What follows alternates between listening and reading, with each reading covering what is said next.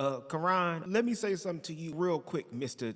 Thick New Booty. I done smoked at least, shit, I don't know, $45 to $50 worth of weed while trying to watch this show, write down my notes to help review this goddamn show. Cause you crammed so much shit into this damn episode, which I mean, I'm not complaining cause I mean, it was a good ass episode. But in post and reference to editing and shit like that, nigga, I feel some type of way. So in order to reimburse me for my goddamn pain and suffering, my motherfucking plug could die tomorrow from this corona shit. So I gotta be wise with the weed that I have.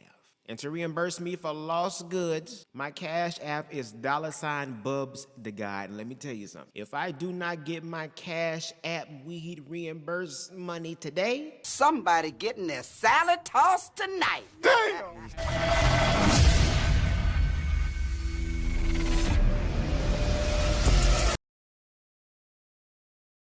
What's going on, y'all? It's your dude B.Love, aka Bubs the motherfucking God here with another video. And no, not just any random video. We are welcomed back and summoned back into the wonderful universe of the Come Up series. We're shifting lanes here from Atlanta to motherfucking New York, the big fucking apple, the concrete jungles where dreams are made of, and hopefully on this season, we'll see those dreams manifest and come true. Now, normally when I do my reviews, it's a more visual video, but because of this corona shit that's going on, I know that some of you bitches that's watching got the damn shit. And I didn't want to risk being on camera and then one of you hoes sneeze on me and then somehow through cyberspace, okay, bitch, like on some PBS shit, like motherfucker hacker and shit, onto my face and my ass gets sick. Because I just recently gave my life to God about a year and a half ago, and bitch, I'm trying to live my best fucking life. So as long as this corona shit is going on, until further notice, bitch, you won't see me on the screen. You'll just hear me talking a whole bunch of goddamn shit. For those of you that fucked with me last season and are back this season, I want to say, hey, hope that you guys are doing well, and I hope that y'all ready for another amazing fucking journey in reference to the Come Up. And for the new individuals that are listening, and that includes the cast as well, I just want to say this and put the disclaimer out here really fucking quickly. Please, I'm asking you and begging you, do not take anything that I say in this video seriously. Please save you, me, and everybody the fuck else the trouble, okay? But I am high. And before we jump in, I hope that you all really are taking care of yourselves in reference to this whole coronavirus outbreak and pandemic that's going on.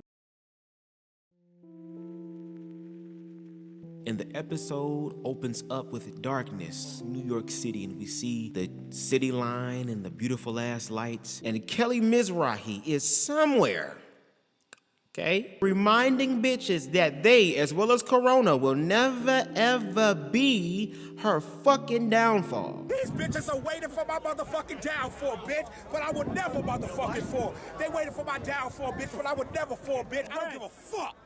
Any fucking way. We are introduced to our first cast member for this season, O'Neal. And O'Neal is kind of jogging in the middle of the goddamn night in the, I would take it, hopefully the rich, safe part of the goddamn city, bitch. And I understand that we gotta have intro lines to help set the foundation for the scene. But when he said this shit here, I'm tired as hell. Shit, I'm out of shape. A bitch where? And we're learning things about O'Neal. One of the things that we learn about is that he is in the process of collaborating with one of his friends in reference to creating a sunglass line. And the sunglasses that they showed, them bitches do look fire, so I'm not even gonna fucking lie. And I hope we get a link or something to it soon in reference to purchasing, cause a nigga does fucking support. And he takes this time while they're resting from this fucking jog and shit, takes this moment to kind of bring his friend up to speed in reference to what he was going through on last season. But you had mad shit to say about me also. I said about never did you. And we come to discover that O'Neal really does love and care for Montel, and that it really hurt him for that situation to happen. But in the process of the season, he's hoping to kind of work things out with Montel and move forward and hopefully be friends again. So we're moving forward a little bit in the night. And then we see motherfucking smooth criminal ass Justin, looking like a delicious ass mix of John B, Pitbull back in his younger years, plus a nigga that's gonna fuck you good, deep and long, Kaya style, spend all your money, run up all your credit, drive in your car with no license, and is liable to fuck 2 or 3 of your best friends. And the gag is, you're gonna be okay with that. Oh my God.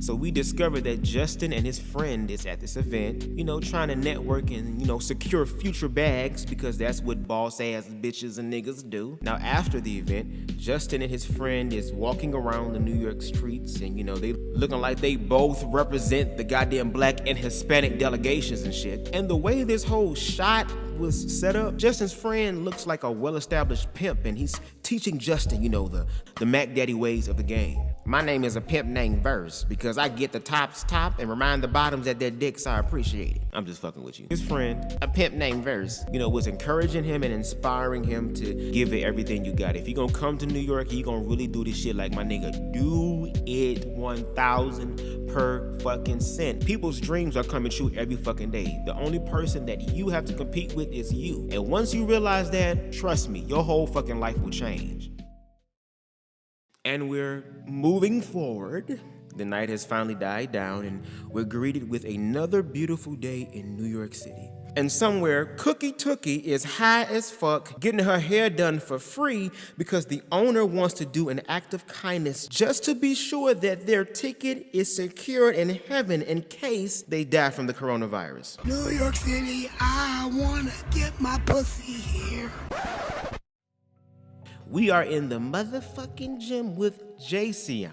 And when I saw Jayceon, my soul started to smile, you know, because I actually saw another short nigga doing a motherfucking thing, and that nigga is built. Cause bitch, let me tell you something. I done heard a motherfucker say all the time, oh, he's short. But I heard a motherfucker always come back, oh, but he cute though. You absolutely goddamn right, bitch. As long as you motherfucker know, bitch, short niggas is winning. And Jayceon over here looking like David Chance from Rough Ends, the 2020 edition, nigga. But as I was writing my notes and I was kind of, you know, progressing further in the episode, we come to the discovery that Jayceon is a trans man, and that's fucking awesome. And I mean, don't get me wrong, I love my trans sisters, especially my trans sisters of color, and I'm glad that they're getting more representation. But to see trans men in their representation, at least for me, I really haven't seen a lot of that. So to see that representation was absolutely amazing, and I love how, and in the confessionals, we learn more about Jayceon's story. You know, we learn about the situation with his ex-girlfriend and, you know, the right person, but just at the wrong fucking time. And also his joy of being a personal trainer. This nigga over here looking like he motherfucking bench press planets and shit with Goku and shit. But I have to say the most important thing that we learned from Jayceon's story is that he has finally become comfortable in his truth. One thing that was kind of preventing him from walking in that truth was the relationship and the opinion with his father. Now, after training his client, Jayceon is on FaceTime with one of his friends, looking like he about to drop some sort of Tank Tyrese type single or something. You know, just him catching up and talking about his situation that he had recently with an ex, and that he missed some of his appointments in reference to his hormones. But in reference to Jayceon's part of the episode, I'm glad that we end on a very good, positive, and uplifting note. And we're doing what now? Moving forward. Yeah, we are now moving forward to the mid-afternoon in New York City. Meanwhile, I'm trying not to cry, Lord. Oh, Lord, Kelly Mizza didn't let the corona touch her, Jesus. Oh, Lord. Now I done fucked with her brain. Now she's speaking on behalf of corona. Bitch, I'm like a virus, bitch, that your body should not be attacking. But you continue to attack it. Now look, I'm just playing, okay? I don't want to end up infused with a payphone like this nigga here. You forgot I hit that bitch before she was your bitch. And walking around the corner, looking obvious as hell, is Spanky and his friend Travis. Now we're introduced to Spanky, and in the confessional, Spanky is all like, look, I know y'all done seen me curb stop motherfuckers, motherfucking back, square, jack sprig, classic fatality, squashing bitches. Oh, yeah. Brutality, Jackson Briggs wins. And by the way, in that damn clip, you smashed Kaya in that clip. So on behalf of everyone on planet Earth, I want to thank you for your services. And I'm sorry, even though I ain't sorry. But we are on to bigger, better, and brighter things. So Spanky and his friend are catching up, you know, and shout out to Spanky friend, goddamn Travis, giving us kid and play house party realness in 2020, okay? And to be perfectly honest, he looked like he know which plug has the loudest weed. Surprise, bitch, it's me. Matter of fact, nigga, your new nickname is Bell. Because we know that you know where the loud is, praise God. Any fucking way.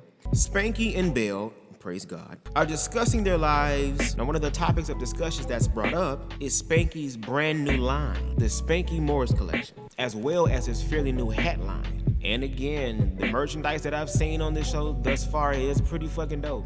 He also shared that he has a vendor event coming up, you know, kind of showcasing his hat line and stuff. But Spanky also shares with Bell and us that there are some people he's not looking forward to seeing. Once again, because of what I call the universal gay problem. A bitch was talking shit. Do you know how many Facebook, Instagram, and Snapchat videos there are of the motherfucking girls dog walking each other, macing each other, hitting hoes with bottles, bats, tables, and shit?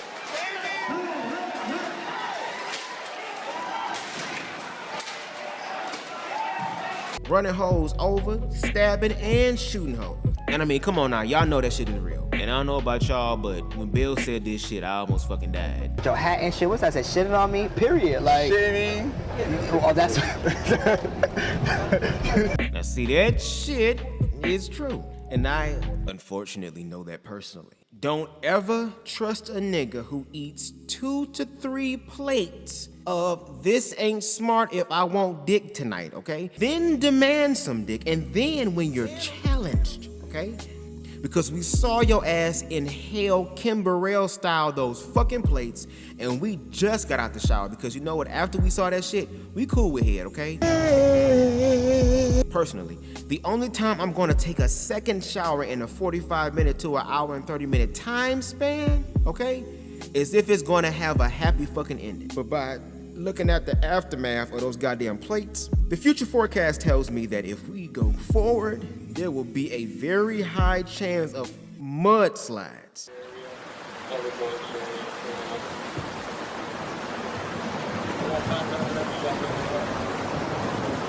Just to be hit with, I know my body. A few minutes later. Yep, you definitely know your body.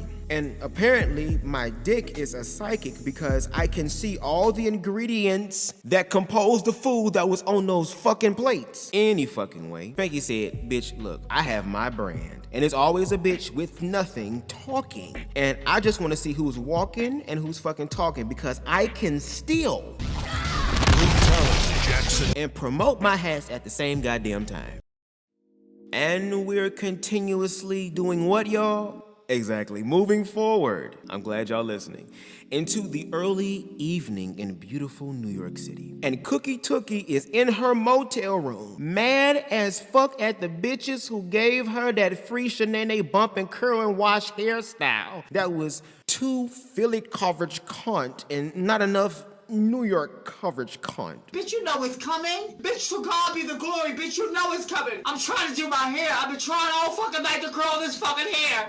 It's hard for me. When nigga curl it, nigga. Bro, fuck this shit. I'ma break my damn jaw trying to talk like I'm storing up all the fucking toilet paper in my goddamn jaws, bitch, because of Miss Rona. Any fucking way. We're met with Papi Chulo Justin again, looking like a king-size Hershey's cookies and cream bar, praise God, on the elliptical. You know, replaying what a pimp named Verse said. Okay, gotta get the tops top and tell the bottoms it's okay to slay niggas every once in a while. I mean, Beyonce said y'all can slay. And we're finally introduced to a come-up cast favorite, Chance, who walks in like somebody's whole real-life father. Hey, son, got your report card. Now, in the confessionals, Chance assures us that his Mortal Kombat Armageddon Sharkeisha no punching hoes. They would be drawn to battle. Days are over, and that he's focusing on more of his creative side in reference to his book and his music. Now we back at the gym. Both Justin and Chance are working out, and Chance shares that he wants to tone up some because you really can't be fat shaming hoes if you are on the same fucking journey. So he decided, okay, to deal with the situation now before it gets out of hand so that when he does end up calling some fat bitches out, he can do so with no fucking regrets. Now we outside, walking around to help work out some of that built up lactic acid, you know, from the workout. Now Justin looks calm, cool, and collected, despite that Father Chance whooped Justin's ass because of his fucking report card. Y'all remember that shit in the beginning, remember? So Justin decides to take this opportunity to get more in-depth information from Chance about the shit that was going on last season. Now Chance told Justin that he was involved in the universal gay problem, y'all know what that's about, and he's pretty much over these niggas. But he says something very wise though. He invites Justin to come to his own conclusion so that, you know, they can tag team hoes if necessary. And speaking of tag teaming hoes, Justin said that he's inviting everyone from fucking Earth Realm, Outworld, Nether Realm, Edenia, the Order Realm, and a realm where a lot of you bitches is from, goddammit, the Chaos Realm, to the tournament of all fucking realms, Mortal Kombat, aka the Share Fair. That way, you can share words, thoughts, food, fists, feet, hell, niggas and STIs, all that shit. I don't know. I don't trust nobody here, man.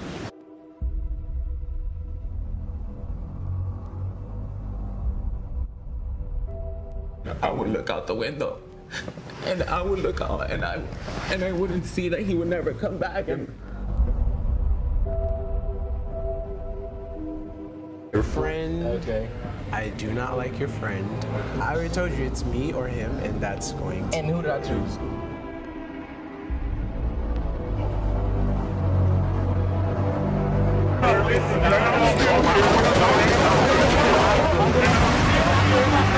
That's the fuck I would invite you to, bitch. You don't motherfucking know me, bitch. You don't know me. You don't know me, bitch. You don't fucking know me, bitch. I don't fucking know you, bitch. How many, bitch? You got one person on you. I'm fucking like, stop.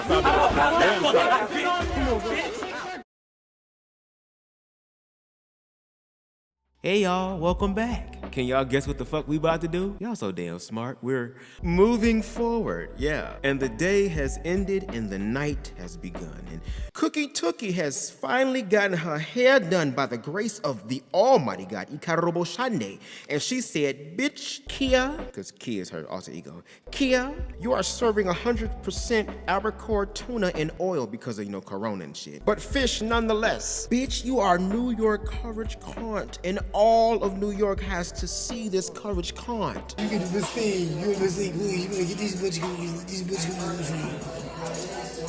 Any fucking way, we're introduced to Mitch, aka Baby DeVito, looking like a fake ass African preacher and shit. It died since Friday.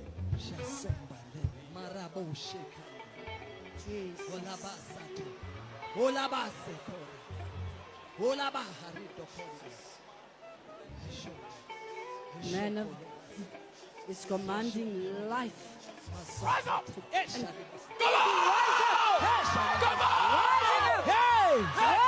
Who was in the studio working on his latest praise and worship song to, you know, keep the people of God's eyes closed while the collection plate goes around. You know how they fucking do. Oh, you ain't got cash? Well, that's fine. We digital with Jesus over here. But Mitch actually shows us that he is truly musically inclined, thanks to his father who has traveled the world with the top hip-hop artists of the 90s, and plus his mom had mad fucking vocals, which created the blueprint for him musically. We also learned that he had a popular IG blog page, but decided to focus more on his music. Then we hear his single, If It's Meant to Be. If it's meant to be, baby, it will be, baby. Honestly, that motherfucker is a bop. I mean, but he's Baby DeVito, so I mean, I'm not surprised. But then he goes a little bit deeper in reference to his sharing with us that music is helping him to heal, in reference to he and his father's relationship, or the lack thereof. Then we hear Mitch lay down some vocals on cam, and I said, yep,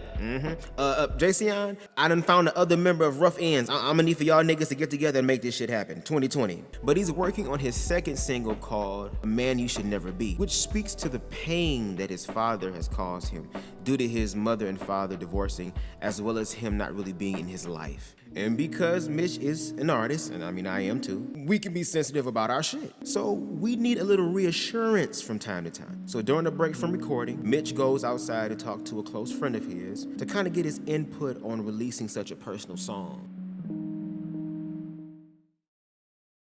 So we are now, I'm glad y'all fucking know it, we are moving forward into the night a little bit more, and we're now met with O'Neal, who has called forth both Montel and Chase to hopefully squash any beef between the three of them. After a few moments, in walks Chance, and they begin to catch up. Chance begins to bring up, you know, how he wants to get in shape and how he's low-key checking Justin the fuck out. And O'Neal's like, okay, bitch, you can talk about dick. I'm talking about the bag. I'm thinking about possible business ventures, you know, such as talent management. And he has such fucking manners. That was a burp, bitch. I ain't got corona. As well as his sunglass collaboration with his really good friend. Then the topic of Montel comes up, where both Chance and O'Neal have decided to, you know, learn from the situation and move forward. And wow, would you look at it? The chance to put all that shit that you was talking about into practice actually presents itself. Cause here comes Montel. And for a few moments, the tension is thick, the music is building, something's about to pop off. But to my, and I'm pretty sure everybody else's surprise, the convo actually went well. There was communication, accountability, and growth. And then O'Neal opens his mouth and says this shit here. So what's going on with you and Spanx? Cause what's going on? Cause I'm hearing. I still don't like her. Damn, I guess I spoke too fucking soon. I mean, this is my black gay brothers. What the fuck can I expect? This is a huge fucking leap I'm asking for. And now we are moving forward into the midday, and as promised, Shang Tsung's fine ass done called all the realms to the MK tournament, aka the Sheriff. Now showing up first is, of course, Shang Tsung himself, using the knowledge from a pimp named Verse to bring the tops and bottoms together. Showing up next is Baby Fall on You, who's ready to write a song on the spot about he and Justin getting it in with the Best Buy Geek Squad tech support guy in the background fucking watching. Then walks in Chance and Montel. Chance looking like a father bringing his tall ass 14-year-old son with him because schools are canceled due to Miss Corona. And when Chance saw Mitch, he was like, oh shit. My old side piece is here, and so is my incredibly tall 14-year-old son. I gotta save face. And in walks pretty Ken, who's coming there to show bitches lashes, serve looks, and continue to get the bag and be a bad biatch. So thus far, the realms that are in attendance are Earth Realm, Outworld, Order Realm, Nether Realm, and Adenia. So that leaves only one realm left. So Miss Chaos Realm brings her ass in all late and shit to the tournament and shit. Now as she's walking in, Shang Tsung tries to be nice, reaching his hand and shaking Miss Chaos Realm's hand. Though the tournament had to hold off because you want to be on CP time. So Miss Chaos Realm said this. You already know. Huh? What? I'm Mitch. How you doing? Good. What did you say? No, I'll tell you, you already know my name. Okay, well, you don't have to be funny about it. What? Like, you don't have to be funny about it. Yeah, so relax. Don't play with me, bro. That sort of touched a nerve with Shang Tsung. At this point, Shang Tsung was mad as fucking upset and said, bitch, fuck this shit. I'm about to bring a whole goddamn Soulnado in this motherfucker. Don't do it. And yeah, I'm about to give Karon ass a new nickname as well. Cliffhanger, hanging from a cliff, and that's why he's called Cliffhanger. Excuse me! Excuse me! We find Cliffhanger where we left him last, hanging from a cliff. Can't hold on much longer. And with that shit being said, we have reached the end of our review. I want to say thank you so much for taking the time out to listen. I really fucking appreciate it. Again, I ask that you please comment, rate, share, and if you want to, subscribe. All my information will be in the description box below. And as always, y'all, I'm wishing y'all peace and love. And y'all be safe out here with this corona shit. Real talk. See y'all next week.